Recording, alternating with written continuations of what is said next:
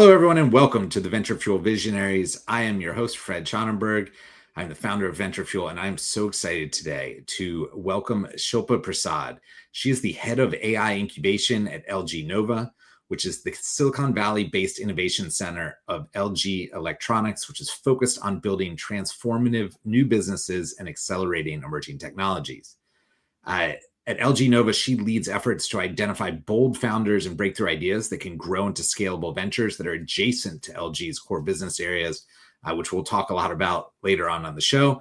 But they have initiatives like LG Nova's Entrepreneur in Residence program, and she helps bridge the gap between startup innovation and enterprise scale by giving entrepreneurs access to strategic resources, market opportunities, and of course, the global scale and opportunities of working alongside one of the largest technology companies in the world. So we're going to talk about the future of AI commercialization, what makes LG Nova's incubation model unique, and how corporations and startups can successfully collaborate, and what it really takes to build new ventures in a large organization. Shilpa, thank you so much for joining us. I am very excited to have you on today. Thank you for having me, Fred. Equally excited to be part of this conversation. So for people who may not know LG Nova yet, can you give a little bit of an overview of what you all do and the problem you're trying to solve? Yeah, absolutely. So LG Nova is LG Electronics innovation arm based here in the San Francisco Bay Area, which we call the Silicon Valley. The entire sort of mandate of us coming into existence, which is sort of under the leadership of Dr. Soku Ri, who is leading this organization, was to help LG Electronics move away from being known as a consumer electronics manufacturer to being a solutions company. And what that automatically means for us is that we build software solutions rather than hardware businesses within the LG Nova context.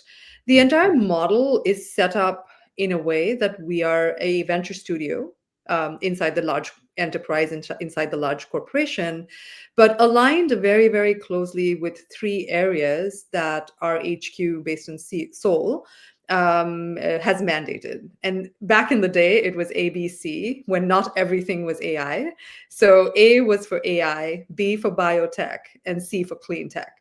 So when we organized ourselves as LG Nova here, that's how we started out too, until everything became AI, and now we are an AI first venture studio. It is interesting how everything became A, right? ABC used to sound good. Now it's AI. It's got to lead the conversation. I think one of the things that's really interesting is the structure and focus of how you all have organized this. It feels different than a traditional innovation lab or even a venture arm.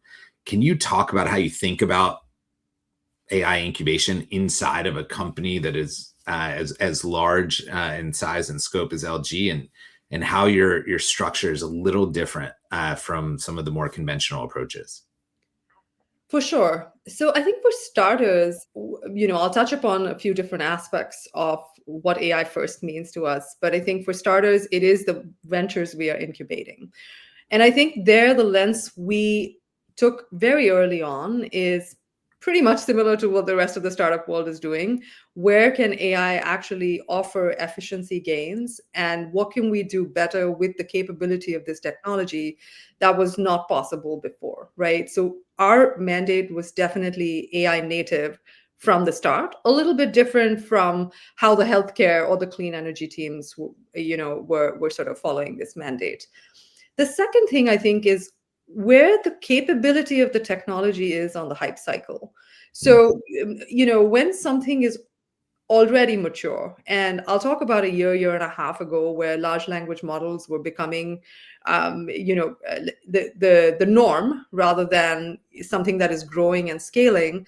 Like, our leadership and us took a call together saying those are not areas that we want to play in, purely because of how far behind we're going to be, but also how capital intensive some of these initiatives could be, right? So my job became that much more harder to find the right spaces, white spaces, with the capability of the technology and bringing it together in the form of ventures that had the potential to grow and scale and become billion-dollar businesses.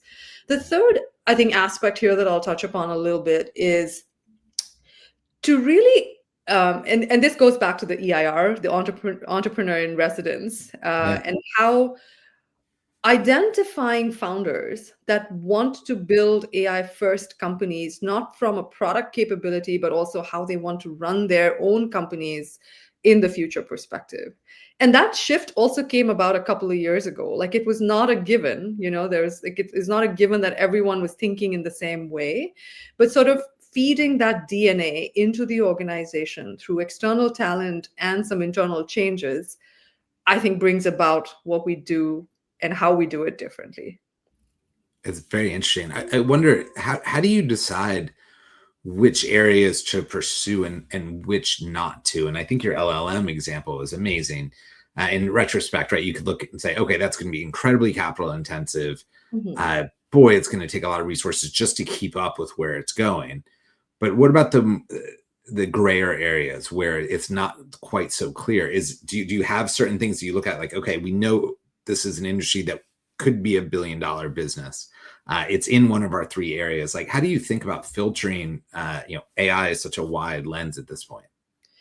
Yeah. So again, I always like to distinguish between what my peers within the health and clean tech spaces are doing, because their jobs, I wouldn't say is easier than mine, but slightly different from being able to work within a landscape, right? Like you have a landscape for where health opportunities are emerging. You go after those areas. Try to build one, two, three different kinds of ventures in adjacent areas, test something out, see what's clicking, what's not, and maybe move forward with the ones that are working out well. My job is across sectors and focuses, like, so I have less guardrails in place, right? Yeah. So coming back to the question of like, how do I actually identify those? One example was the capital intensive ventures, but the other, I think, is staying away from anything hardware, right? Like, so even in the businesses that we're building, the dependency on hardware is something that I'm constantly eliminating. Like we Mm. really are thinking AI first, native AI ventures that can totally like leverage the capability of what generative AI can do specifically. So we're not even thinking like we're not thinking robotics, we're not thinking physical AI, like we're not thinking drug discovery. Like those are all out of the realm for us. But I think there's other ways to sort of maybe shed some light on this question. One Yeah. is from a maturity standpoint, when we started this effort a couple of years ago, like most people, we were playing in the application space. And that's where, looking at applications that could be things that we could do and differently and leverage the LG Nova ecosystem in a way that's not available to the rest of the world, and what advantages we can offer our own ventures and founders to be able to succeed, right? So that's one way to think about it. And we can talk a little bit more about what LG Nova offers in its ecosystem to these founders Yeah. in a little bit. But I think the second way to like really think about it now from an evolution standpoint is we tried a few ventures, and when I say few, just to give perspective to everyone, we have about 12 to 16 ventures under incubation at various stages at any given point in time. And one or two of those ventures, after they go through a stage gated process, get to funding with their Mm. first check and spin out. So I think the where we are today is, and what's interesting to us today, no matter which industry I'm looking at, is how do we build the control plane layer? It's different from the application layer. I think, in the first year, we experimented a lot with the application layer. Now we're doing the control plane layer. It's still not as capital intensive as, a technology like large language models would be, but it's also not playing on the realm of just being so high up in the stack Right. that someone could disrupt us, or someone could like that we don't have a solid moat around. So there's many different angles, and it's it's complex. Yeah, 100%. I would love to jump to something you referenced, which is what you offer to entrepreneurs, founders, et cetera, that through LG. Because one of the things right before we started recording, we were talking about was a lot of programs like this start with internal business units have a problem that they can't figure out how to solve, and they turn to the venture team and say, go build it, buy it, et cetera. How are you all different from that? And maybe what do you then offer to those founders? So I think the build by partner still exists for us, right? It just exists in a very different capacity. So the first thing for us is when we started out with LG Nova, we spent a couple of years building a robust ecosystem. The ecosystem comprised of other startups, venture capitalists, other accelerators, incubators that are all like part of our ecosystem collectively and all care about the startup landscape as much as we do, right? Yeah. The startup ecosystem in particular has now grown to about 5,000 startups over the last like 4 years. And I'd say from the get-go, the focus on outside and innovation was very, very crucial and fundamental to the way the vision has been set. And what I mean by that is, I think from Dr. Sokuri's perspective, he was, I think the mandate was for us to be able to leverage the capability of a startup partner, either from a technology perspective or a distribution channel perspective, and engage in a model that is a win-win situation for both parties involved, and move our ventures into market much, much quicker than otherwise it would take us, right? Take for us to do. So Yeah. that's on the startup side. And I know it's not, I think it's like oftentimes when I say this out loud, Fred, I mean, I do realize how simplistic it sounds in theory, but Yeah. it's actually very, very difficult to find that partnership and execute the partnership in the right fashion in order to move our own venture, to scale as quickly as possible, right? So I think I that's unique. I have to say, I found that the simpler the idea, the better, because it's the value here is in the execution versus coming up with something clever that is some sort of loophole. The truth is, it's about rolling up your sleeves, finding the right partners, and getting Yeah. it to market through execution. Yeah. I think the second thing I'll say is the government partnerships. There is a very strong emphasis on government partnerships. And at the moment, I think we most recently announced a partnership with the Arizona state. But Mm. apart from Arizona, we have the state of Nevada and the state of West Virginia, who are all partners in the way that they facilitate an ecosystem and more specifically early customer access for the ventures that we're building, right? And I think that's very, very powerful, because if we're restricting ourselves from a funding and ROI perspective on one hand, and how do we have our ventures compete against some of the startups in the real world, in the outside world, not inside the corporation, Yeah. this is a big win for us. And oftentimes I think where a lot of value can be both built and leveraged from the EIR's perspective. So I'd say that's the second piece, Yeah. which I think I always like to touch upon. Yeah, it's super interesting. Well, maybe if you could tell us a little bit more about the EIR, the Entrepreneur in Residence program, because it's certainly unique from other programs that I've heard about, and I know that you're actively looking right now for some of them. So could you maybe talk about what it is exactly, and then maybe what you're looking for? Yeah.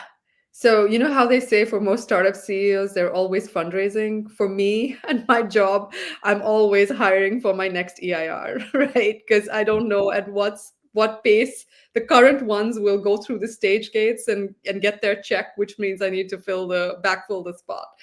Right. That said, the EIR program is again designed around the outside in innovation approach and model, where instead of trying to build these from ideas or ventures like in-house, the vision was always to bring in the talent that has the experience, that has the know-how, that has the hustle, and the right sort of values associated with a founder or leader, and bring that DNA into our environment to help build the businesses that we want to build.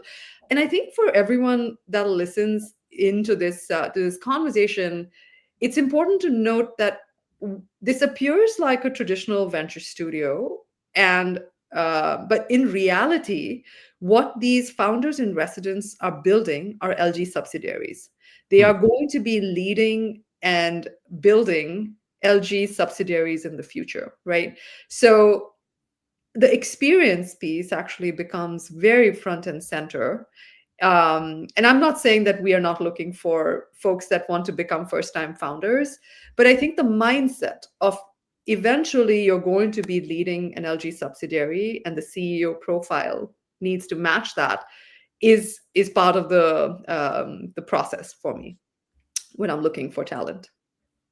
Shilpa, help me understand for maybe people that are new to the venture studio model. What is the beginning of this? Is it that your team internally spots a white space, an area that you think is really interesting, an adjacency in the software world?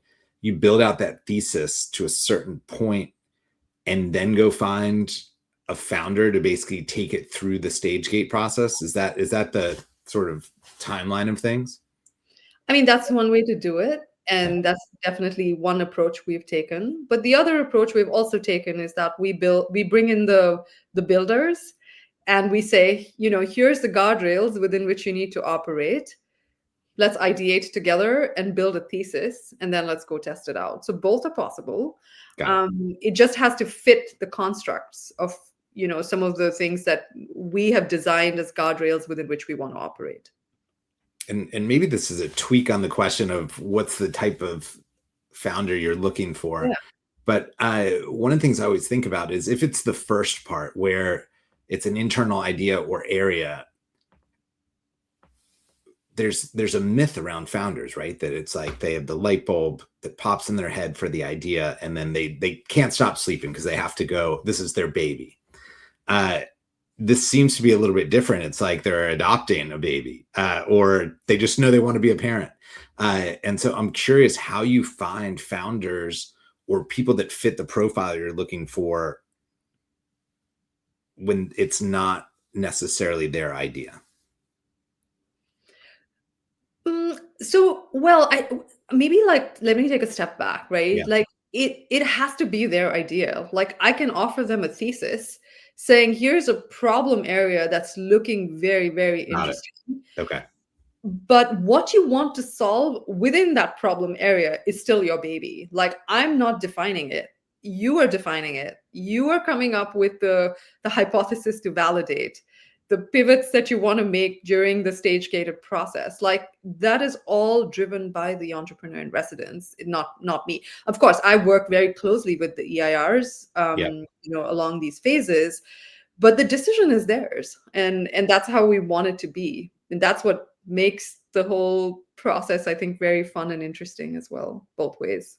So with for founders that are listening that have an idea that aligns, can you talk a little bit about what it's like building inside of LG Nova, and things that they can unlock, access, etc., that they would not have access to on their own?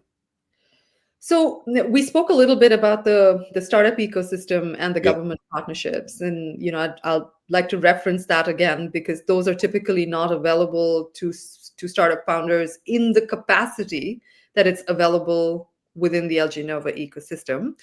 The other thing I'll add on top of it is the funding, right? So we do have a captive fund that is put into place where LG Electronics is an LP, and that fund invests in the ventures that is coming out of the incubation studio at LG Nova. So I'd say there's, again, both an advantage and a disadvantage there. In the outside world, when you're fundraising, you can go to multiple investors and you can create a sense of FOMO. All of that is possible. You kind of lose out on that with a captive investor. At the same time, if you have a business that is presenting commercial traction, is AI first, and sort of meets all the other criteria that we're, sort of designing for, then you probably have a higher probability of getting a first check and a second check, than in the outside world. So I think that is um, more a question, I think, in consideration for the EIR and how they want to build.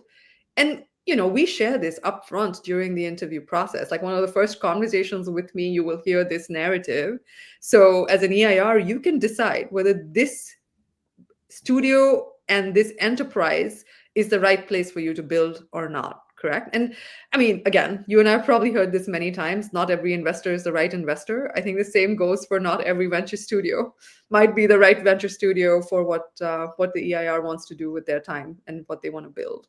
I love it. I always think that being as direct as possible about the upsides and the downsides, and then letting both parties self-select, Yeah. is the quickest way to get alignment to the right folks. Well, let me get you out of here on this. We do a little bit something called a rapid fire at the end, where I'll give you some questions and just give me your gut instinct, rapid fire answers. So what do you think is the biggest misconception about AI right now? That people are going to have a lot of free time. I think people are going to get busier. Yes, I can back that one up. Okay. What is an AI trend that you think people are still underestimating? Huh.